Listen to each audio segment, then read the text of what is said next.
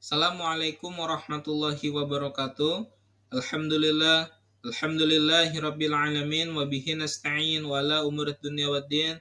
Wassalatu wassalamu ala asrofil anbiya'i wal mursalin sayyidina wa maulana Muhammadin wa ala alihi wa sahbihi ajma'in.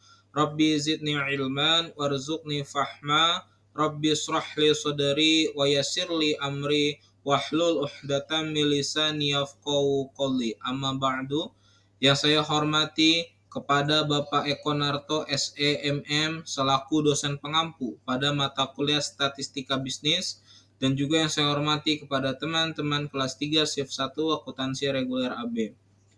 Perkenalkan, nama saya Muhammad Khairul Insan dengan NIM 226220152. Saya dari kelas 3 shift 1 akuntansi reguler AB kelas malam, Fakultas Ekonomi dan Bisnis Prodi Akuntansi. Pada kesempatan kali ini saya akan menjelaskan materi terkait variabel penelitian dalam mata kuliah Statistika Bisnis. Dalam pembahasan ini adapun daftar isi yang akan saya bahas, yaitu yang pertama ada definisi variabel, lalu yang kedua jenis variabel, lalu yang ketiga contoh hubungan antar variabel. Selanjutnya, materi yang pertama yaitu definisi variabel. Variabel penelitian adalah sesuatu yang menjadi fokus perhatian dalam penelitian dan mempunyai nilai. Variabel penelitian dapat berupa objek penelitian atau konsep yang ditentukan peneliti untuk dipelajari sehingga diperoleh informasi tentangnya. Menurut Kerlinger, tahun 1973 menyatakan bahwa variabel adalah konstruk, ciri atau sifat yang akan dipelajari atau diamati, misalnya penghasilan, pendidikan, jenis kelamin, produktivitas kerja, status sosial, dan lainnya. Lalu selanjutnya materi yang kedua yaitu jenis variabel. Jenis pertama yaitu variabel terikat atau dependent variable. Variabel terikat atau lebih dikenal dengan dependent variable merupakan variabel yang menjadi fokus utama dalam suatu penelitian. Variabel yang diukur atau diamati untuk melihat dampak atau pengaruh perubahan variabel bebas. Dengan kata lain, variabel terikat merupakan akibat atau respon manipulasi terhadap variabel bebas. Sebagai contoh, prestasi belajar.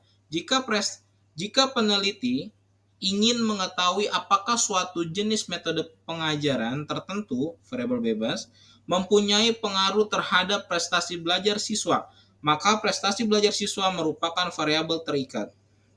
Selanjutnya, jenis variabel yang kedua yaitu variabel bebas atau independent variable. Variabel bebas atau lebih dikenal dengan independent variable adalah variabel yang diubah atau dimanipulasi dalam suatu penelitian. Variabel-variabel yang diyakini mempengaruhi atau menyebabkan perubahan pada variabel terikat. Dalam eksperimen, peneliti sengaja memanipulasi variabel bebas untuk melihat apakah terdapat dampak terukur terhadap variabel terikat. Sebagai contoh, tingkat pendidikan. Dalam penelitian tentang hubungan antara tingkat pendidikan seperti pendidikan tinggi atau sekolah menengah dengan tingkat pendapatan, tingkat pendidikan merupakan variabel bebas. Lalu selanjutnya, jenis variabel yang ketiga yaitu variabel penyela atau intervening variable.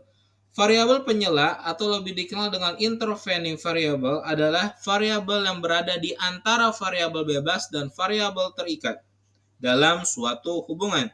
Variabel ini dapat memediasi atau menjelaskan bagaimana atau mengapa variabel bebas mempengaruhi variabel terikat.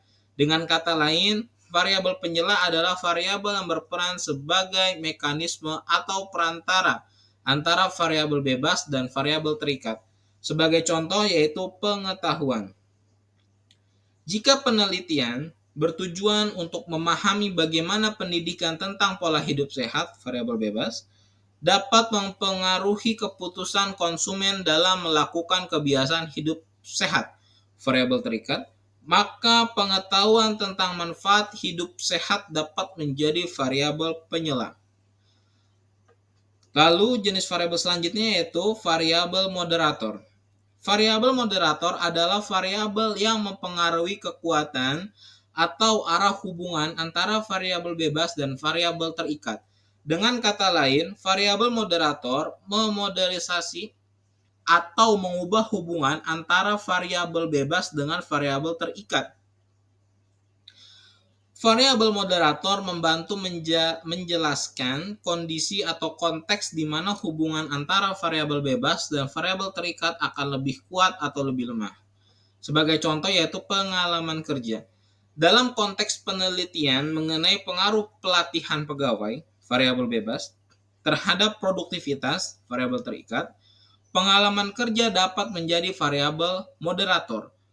Pelatihan mungkin mempunyai dampak yang berbeda terhadap produktivitas bagi karyawan berpengalaman dan karyawan baru. Selanjutnya, yaitu jenis yang kelima yaitu variabel kontrol. Variabel kontrol adalah variabel yang diatur atau dikendalikan dalam suatu penelitian untuk mengurangi potensi pengaruhnya terhadap hubungan antara variabel bebas dan variabel terikat.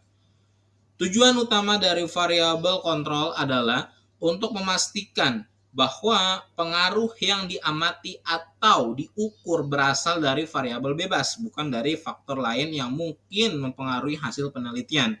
Sebagai contoh yaitu faktor genetik. Jika menguji hubungan antara kebiasaan makan, variabel bebas, dan indeks massa tubuh, variabel terikat, faktor genetik dapat dianggap sebagai variabel kontrol untuk memastikan bahwa perbedaan genetik antar individu tidak mempengaruhi hasil. Lalu selanjutnya yaitu materi yang ketiga, yaitu contoh hubungan antar variabel. Di sini yang pertama yaitu hubungan variabel terikat dan variabel bebas. Sebagai contoh yang pertama yaitu pendidikan dan pendapatan. Variabel bebasnya yaitu tingkat pendidikan, variabel terikatnya yaitu pendapatan. Pernyataannya adalah tingkat pendidikan yang lebih tinggi berhubungan dengan tingkat pendapatan yang lebih tinggi. Lalu contoh yang kedua, waktu studi dan prestasi akademik.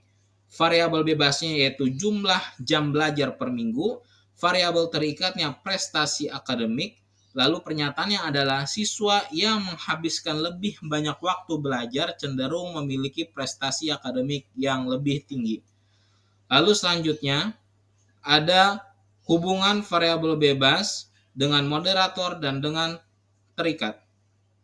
Yaitu sebagai contoh yaitu penggunaan media sosial dengan dukungan sosial dan dengan kesejahteraan mental.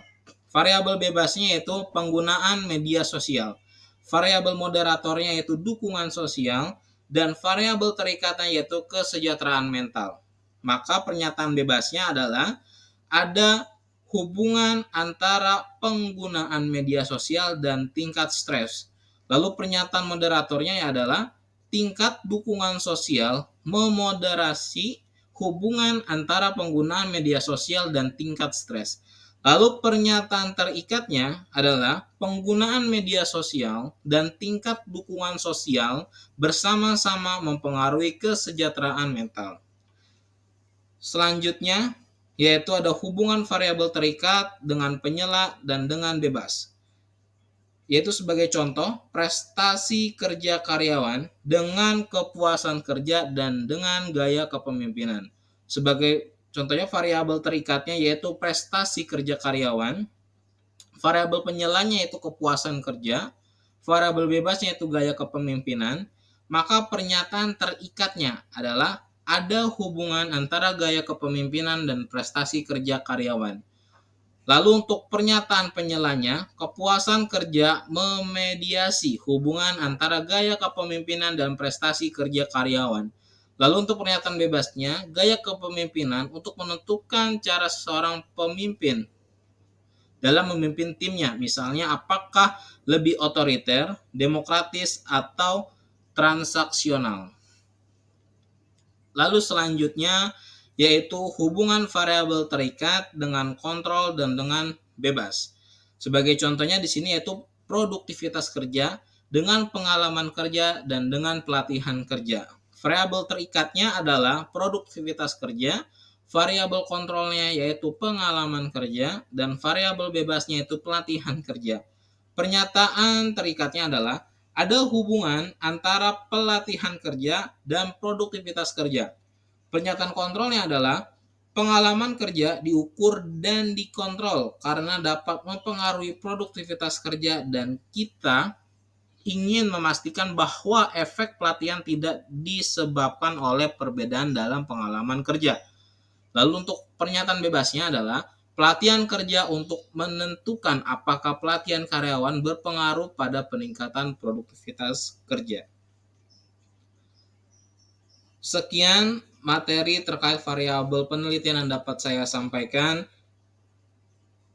Mohon maaf apabila terdapat kesalahan dalam penjelasan materi. Semoga bermanfaat. Akhirul kalam.